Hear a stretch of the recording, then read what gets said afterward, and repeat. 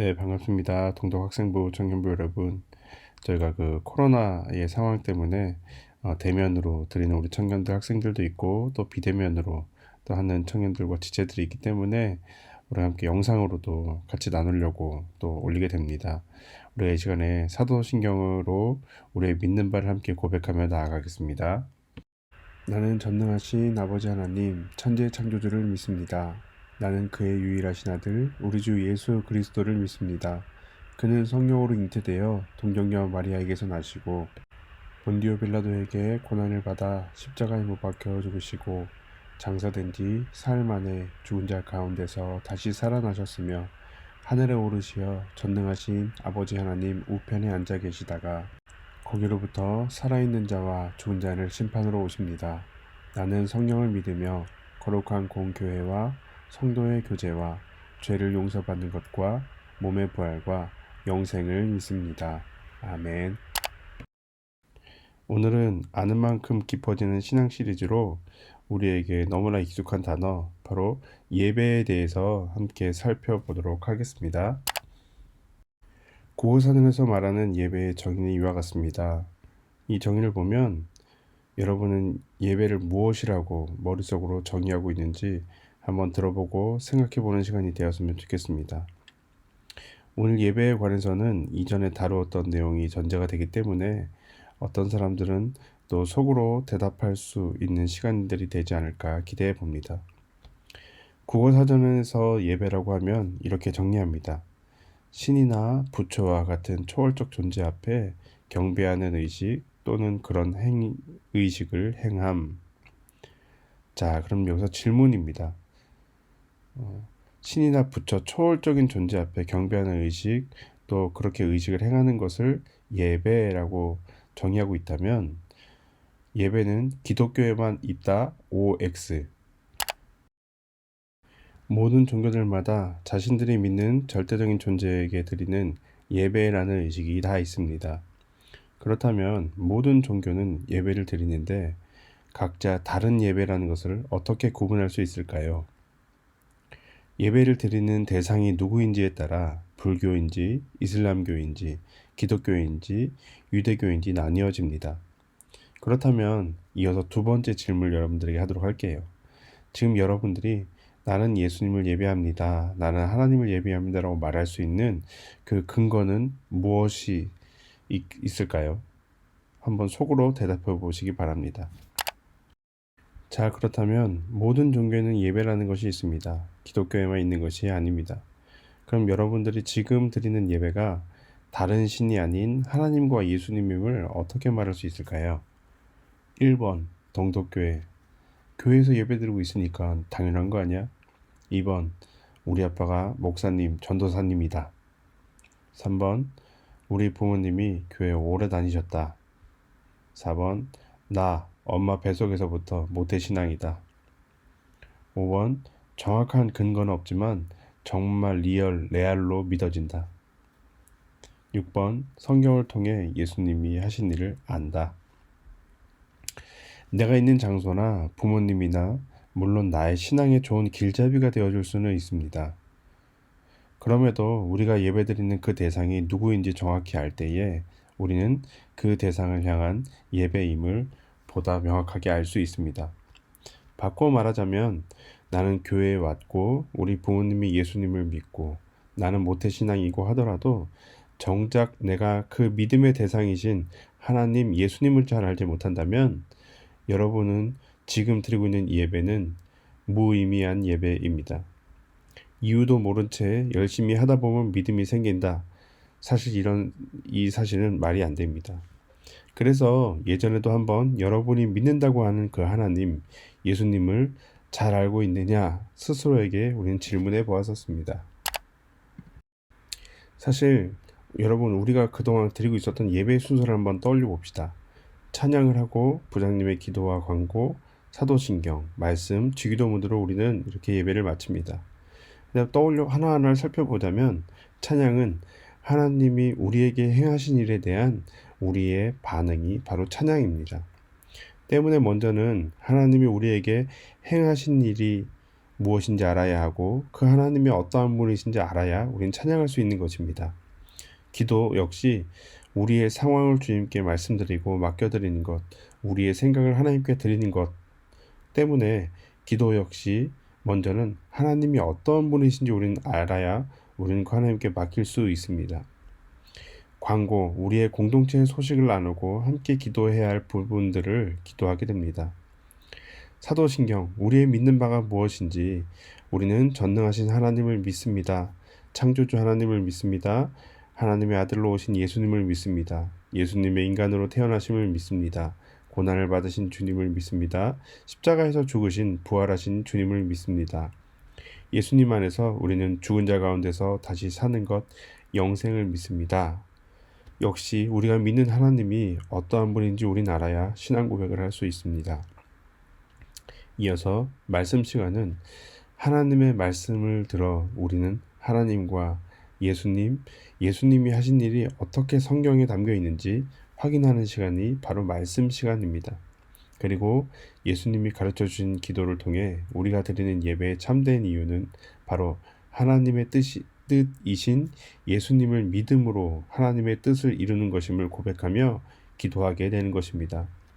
이처럼 우리의 예배는 처음부터 믿음의 대상이 되시는 하나님을 알지 못하면 누군가에게는 조금씩 알아가는 하나님을 알아가는 과정이겠지만 또 누군가에게는 아무 의미 없는 시간이 될 수도 있다는 사실입니다. 사실 우리 학생부 친구들의 한 명 한 명 얘기를 들어보면 예배드리는 이유가 엄마 때문에, 부모님 때문에 내 의지와 상관없이 앉아있는 친구들이 많습니다. 두 번째로는 예수님을 믿는다고는 하지만 사실 막연하고 잘 모르고 하나님과 예수님을 믿어요 라고 말하면 혹시라도 질문을 할까봐 소리 소문 없이 믿는 친구들도 있습니다. 이번에 올라오는 우리 주일학교 신입생들도 다르지 않습니다. 예를 들면 초등학교 6학년 때까지 수학학원을 다녔습니다. 꼬박꼬박 다녔습니다. 그래서 지금까지 학원에서 배운 수학이 어떤 거 배웠니? 물었더니 사실 모르겠다고 말합니다. 하지만 나는 수학학원을 다녔기 때문에 수학을 좀 안다고 말하는 것과 다르지 않습니다. 때문에 저는 우리 학생의 안에 다시금 우리가 왜 예배를 드리는가, 예수님을 믿는 게 무엇인가, 기초적인 부분을 최대한 어렵지 않게 설명해 보고자 합니다. 여러분 귀담아 들어주시고 이전과는 다르게 내가 왜 예배를 해야 하는지, 어떤 걸 찬양해야 하는지에 대해서 조금씩 정리가 되어 갔으면 좋겠습니다. 왜냐하면 앞서 보았던 것처럼 신앙의 형태, 예배의 형식 등은 각각 차이가 있을 수 있지만 큰 의미에서 다르지 않았습니다. 그렇다면 어디서 우리가 각각의 예배가 차이가 나느냐? 바로 자신들이 믿는 바로 정리되어 있는 그 책과 그 속의 내용을 아는 데서 구분되어지는 것을 우리는 알 수 있습니다. 불교는 불경을 읽고, 천주교는 천주교에서 바라보는 성경을 읽고, 이슬람교는 꾸란이라는 책을 읽고 우리는 성경을 읽습니다.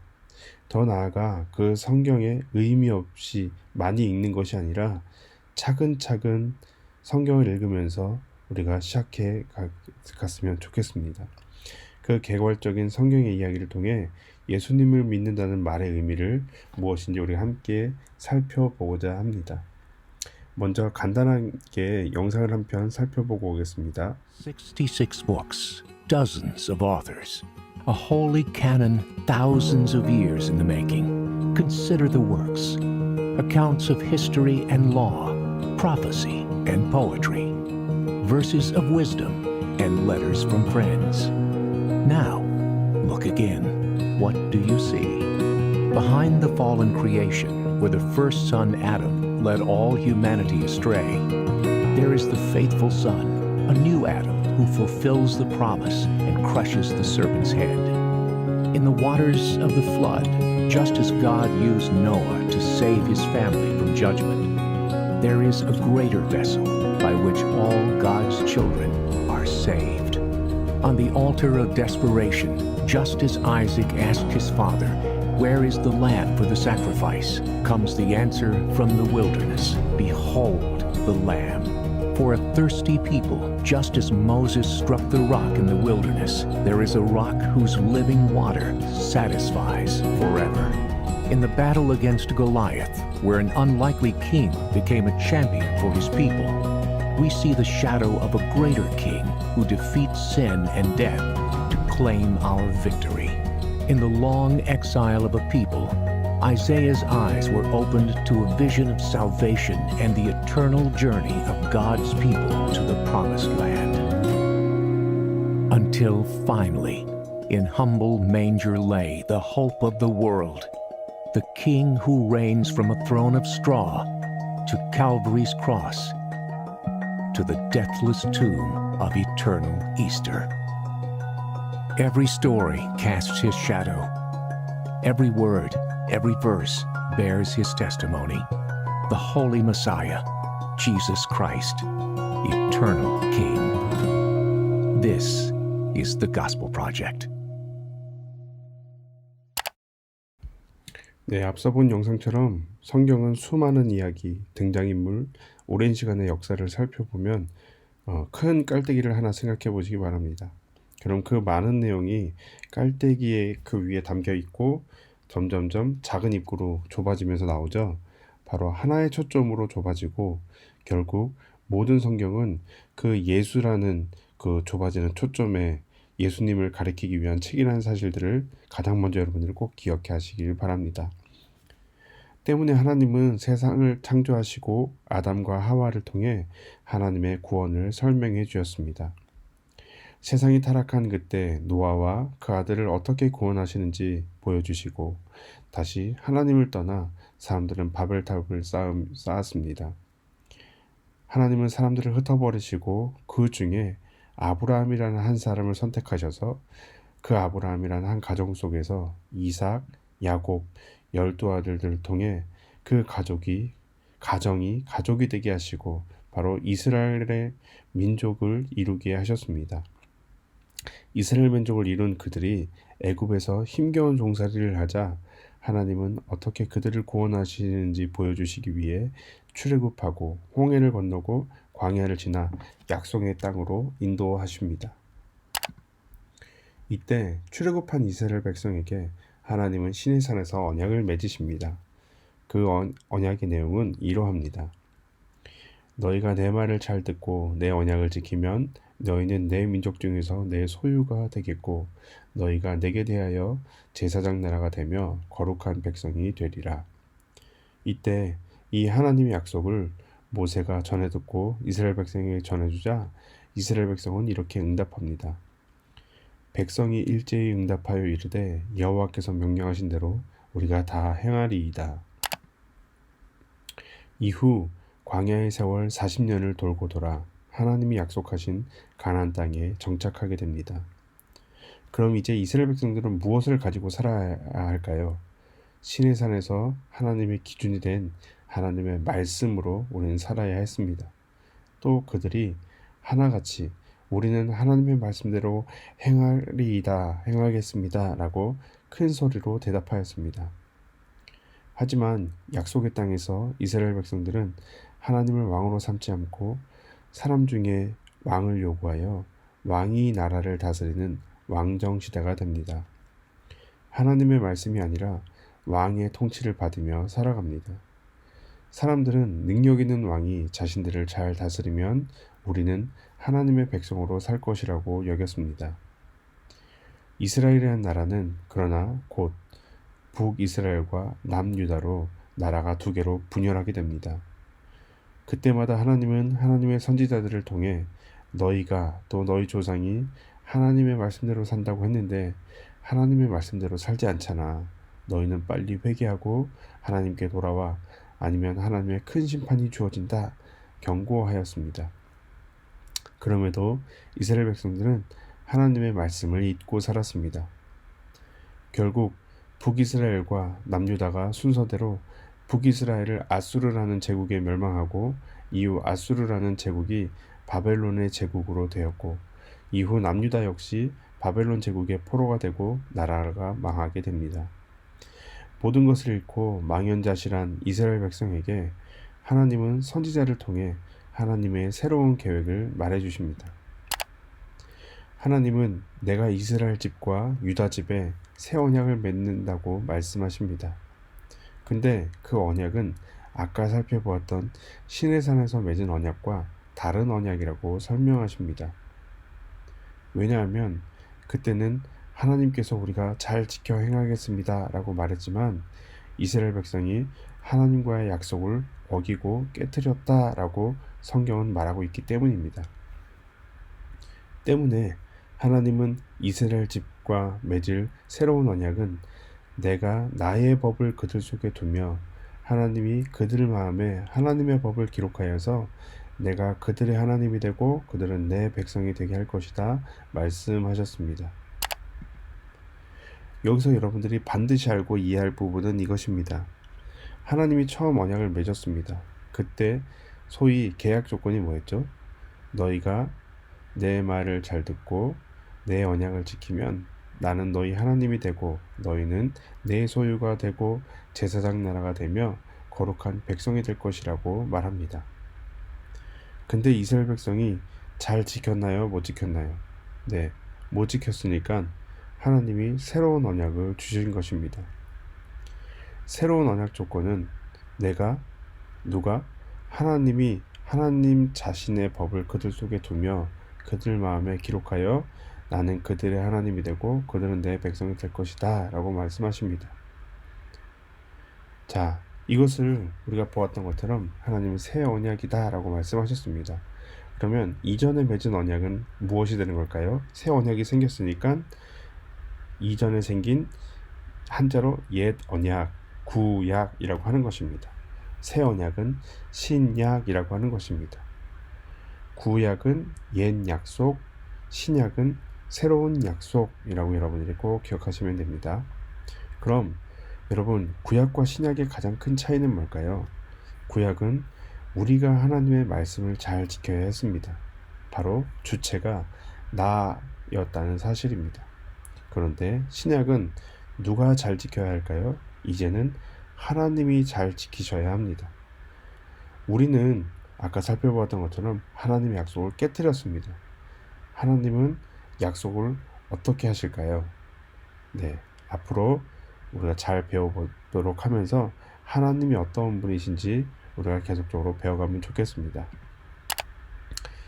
하나님이 내가 내 속에 법을 줄 거야. 너희 마음에 내가 나의 법을 기록할 거야. 이렇게 약속을 하시고는 하나님이 사람의 몸을 입고 예수님으로 이 땅에 오셨습니다. 그리고 예수님이 십자가를 통해 우리의 모든 죄를 담당하여 죽으시고 다시 부활하심으로 우리도 예수님 안에서 죽지 않고 이제 예수님과 부활하는 존재로 새롭게 하여 주신 것입니다. 그리고 성령 하나님을 통해 예수님이 하신 일들, 하나님이 하신 일들을 깨닫게 되었고 이것들을 깨닫게 되었을 때 너무 기뻐서 우리는 하나님을 찬양하고 그 예수님이 하신 일들을 기뻐하고 찬양하게 되는 것입니다. 우리가 다음 말씀을 보기 전에 다시금 오늘 구절을 살펴보고 잘 읽어봅시다. 5절 6절을 보면 하나님과의 약속을 잘 지켰다면 우리에게 주어지는 것은 무엇일까요? 6절에 보시면 5절 보시면 모든 민족 중에서 내 소유가 되겠고 제사장 나라가 되고 거룩한 백성이 된다고 말씀하십니다. 근데 이스라엘 백성들은 그것을 지켰다 못 지켰다? 네, 못 지켰어요. 그래서 하나님이 새 언약을 맺으십니다. 새 언약을 맺으실 때도 하나님이 이렇게 말씀하십니다. 이제 내가 그 약속을 지킬 거다. 하나님이 그 약속을 스스로 다 지키면 하나님이 우리 하나님이 되고 그들은 내 백성이 될 것이다 라고 말씀하셨습니다. 바로 이러한 그 하나님의 약속이 어떻게 이루어졌는지 사도 베드로는 우리에게 이렇게 말해주고 있습니다. 베드로전서 2장입니다. 그러나 너희는 택하신 족속이요 왕같은 제사장들이요 거룩한 나라요 그의 소유가 된 백성이니. 우리가 하나님의 택하신 족속, 왕같은 제사장, 하나님의 소유가 되었다고 말해주고 있습니다. 그리고 10절을 바로 보시면 전에는 너희가 하나님의 백성이 아니었는데 이제는 하나님의 백성이 되었다 말하고 전에는 긍휼을 얻지 못하였는데 이제는 긍휼을 얻은 자가 되었다 말합니다. 그런데 중요한 그 이유가 중간에 이렇게 나옵니다. 함께 읽어보겠습니다. 이는 너희를 어두운 데서 불러내어 그의 기이한 빛에 들어가게 하시니, 바로 그의 기이한 빛에 들어가게 하시니, 너희를 어두움에서 불러내니, 그가 누구죠? 네, 바로 예수님입니다. 그 예수님을 통해 우리가 이제는 어두움에서 빛이 되었고, 예수님 때문에 우리가 하나님의 백성, 왕같은 제사장, 하나님이 택하신 백성이 되었구나를 깨닫게 되면서 바로 예수님이 우리에게 하신 아름다운 일을 선포하기 위함이었다라고 베드로는 말해주고 있습니다. 바로 이게 여러분 찬양입니다.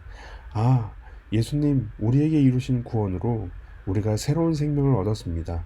어두움에서 빛이 되었습니다. 예수님이 우리에게 행하신 일로 인해 우리가 주님께 감사하며 주님을 찬양합니다 라고 고백하게 되는 것입니다. 그리고 저는 이 사실이 너무 감격스럽고 좋아서 이 예수님을 여러분에게 소개하려고 이 동덕교회에 온 것입니다. 여기 계신 부장님과 우리 청년쌤들도 이 예수님을 같이 나누고 알려주고 싶어서 선생님으로 함께 여러분들에게 시간을 내고 또 봉사하고 또 여러분을 섬기는 것입니다. 사실 저는 이런 사실을 여러분에게 강요할 수 없습니다. 전사님이 너무 사랑하는 우리 딸, 우리 아들 희윤이에게도 강요하지 않습니다. 신앙은 강요로 되는 것이 아니기 때문입니다. 그래서 여러분들에게도 제가 얘기할 수 있는 것은, 저는 여러분들을 무조건 힘들고 어렵고 또 이것들을 괴롭게 하면서 이것을 강요하지 않습니다. 이해가 안 되는 것도 괜찮고 느리게 이해되는 것도 괜찮습니다. 다만 여러분이 아이의 마음의 문을 닫고 듣기를 원하지 않으면 사실 저는 여러분의 마음을 돌이킬 힘이 저에게 없습니다. 그래서 여러분이 잘 이해가 되지 않지만 우리 학생부 작은 교회 공동체가 되어서 예수님을 조금씩 알아가고 바르게 알아가는 사람들이 누로서 세워져 가기를 위해 항상 기도합니다. 그 예수님을 알고 그 예수님이 하신 일을 알아야 우리는 찬양할 수 있고 기도할 수 있고 우리의 믿는 것이 무엇인지 고백할 수 있고, 그래서 우리는 예배할 수 있기 때문입니다. 마지막으로 이 오늘의 전체 말씀을 기억하고 그 말씀 가운데에 정말 새로운 언약으로 우리에게 하나님이 우리 사람의 모습으로 오셔서 우리를 구원하신, 하나님의 약속을 온전하게 지키신 이 예수님에 대해서 한번 읽고 마치도록 하겠습니다.